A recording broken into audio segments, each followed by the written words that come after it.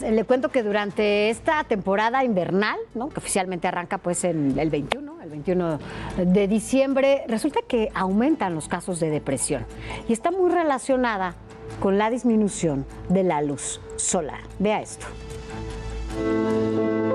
El trastorno depresivo estacional, conocido popularmente como depresión de invierno, ha aumentado en México en lo que va del año. Se han registrado 137.996 casos de depresión y en la última semana se contabilizaron 2.899 casos, según datos oficiales. Este trastorno, asociado principalmente con la disminución de la luz solar durante el otoño e invierno, afecta a un número creciente de mexicanos. Que se presenta principalmente en otoño y diciembre, que es la época en la que la luz solar empieza a disminuir en cuanto a horas en el día, o sea, cada vez los días son más cortos, está relacionado a la exposición de la luz solar. Además, hay factores que pueden detonar aún más la depresión invernal. Sí hay un efecto sobre el fin de año, sí hay una tendencia en ciertos grupos de personas donde hacen como un recuento, ¿no?, de su vida, ¿no?, de sus logros, de si llegaron a sus metas, y muchas veces eso influye mucho en que una persona pueda ponerse triste por no haber cumplido una meta. Los síntomas comunes de la depresión invernal incluyen la anedonia,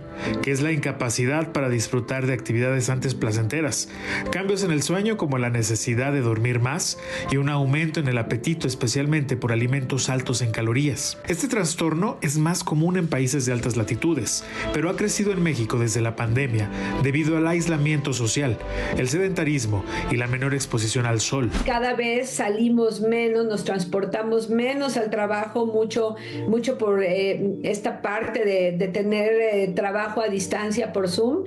También es otro de los problemas que se ha visto, que cada vez nosotros tenemos menos actividad física, menos convivencia directa con las personas y menos exposición a la luz solar. Además, la psiquiatra menciona que las mujeres son más susceptibles a los trastornos del ánimo debido a factores hormonales y a las múltiples responsabilidades domésticas y laborales. La doctora recomienda varias opciones para tratar la depresión invernal. La fototerapia, que consiste en la exposición a la luz solar, es una de las primeras medidas a tomar. Traten de, cuando se despierten, abrir sus ventanas, abrir sus persianas, ¿no? Que traten de tener luz solar, no luz artificial, sino la mayor exposición durante el día. Hacer ejercicio, ¿no? Por lo menos tener actividad física, por lo menos 3 veces a la semana, por lo menos una media hora salirse a caminar, eso ayuda muchísimo, y no tener miedo de los síntomas. Si estos síntomas persisten por más de 2 semanas seguidas,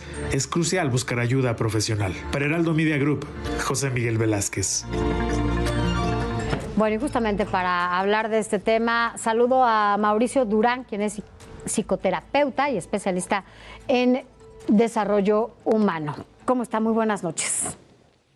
Hola, Sofía, buenas noches. Gracias. Bueno, pues ya escuchábamos un poco, ¿no?, de lo que sucede, sobre todo en esta temporada con algunas personas, pero ¿cómo ubicar? Digo, porque a veces nos ponemos tristes en esta temporada, extrañamos a algunas personas, sobre todo si tuvimos pérdidas. ¿Cómo saber si estoy justamente más allá de eso, en un momento de depresión que me puede llevar o que podría llegar al suicidio? Sí, bueno, en el caso de México, el trastorno afectivo estacional no tiene una prevalencia tan grave o tan grande, porque estamos hablando de que generalmente se presenta en países o en lugares en donde hay ciclos más largos de oscuridad. Uh-huh. Sin embargo, respondiendo un poco a tu pregunta, cuando hablamos específicamente de este trastorno estacional, se habla de que es importante tener en cuenta que sea al menos 2 años consecutivos. Es importante también mencionar, no es la depresión común, solamente dura durante, valga la redundancia, durante el periodo, como lo decía la psiquiatra, de otoño e invierno, es decir, cuando empieza justo a reducirse la cantidad de luz solar durante el día, pero en cuanto llega la primavera, desaparece. ¿Qué síntomas pueden haber? Pues por supuesto que hablar de una sensación de tristeza profunda, la desconexión con las cosas que nos importan, que generalmente nos daba placer, nos daba alegría.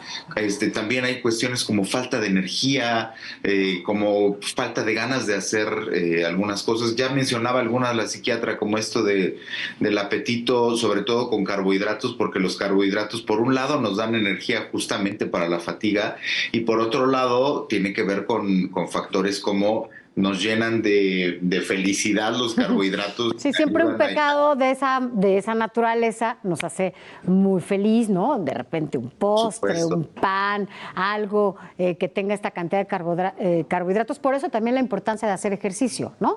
Para que vayan combinados y no después haya otras consecuencias en la salud, ¿no?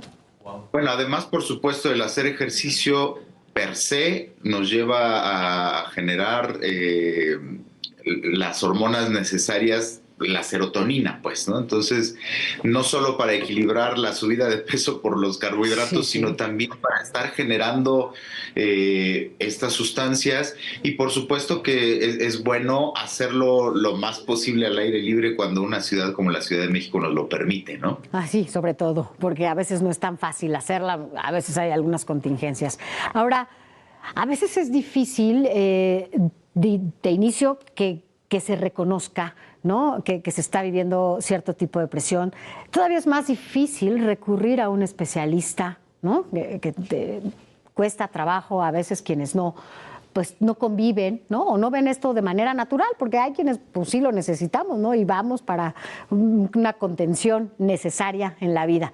Pero cuando hablamos de esto como depresión, pues a veces el aislarse, el no querer, el no permitir, el querer vivir solo como estas, pues cada uno sus circunstancias, pues tampoco les deja reconocer que es importante llegar con ustedes, ¿no? ¿Qué hacer en ese caso desde afuera, la familia, cuando uno no sabe cómo actuar?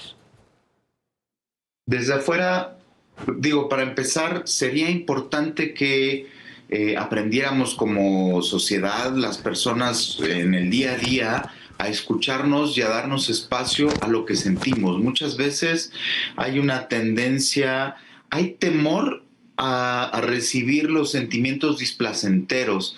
Muchas veces están estigmatizados y se habla, de hecho se les etiqueta como sentimientos negativos. Entonces es importante darle espacio a esos sentimientos displacenteros porque justamente nos hablan de necesidades. Entonces, en la medida en que seamos capaces de entrar como en el ámbito de reeducarnos, reaprender en torno a las cuestiones de las emociones, vincular las emociones con las necesidades, recibirnos con lo que estamos sintiendo, con lo que estamos necesitando, vamos a tener como más la posibilidad de conectarnos y de escucharnos mutuamente.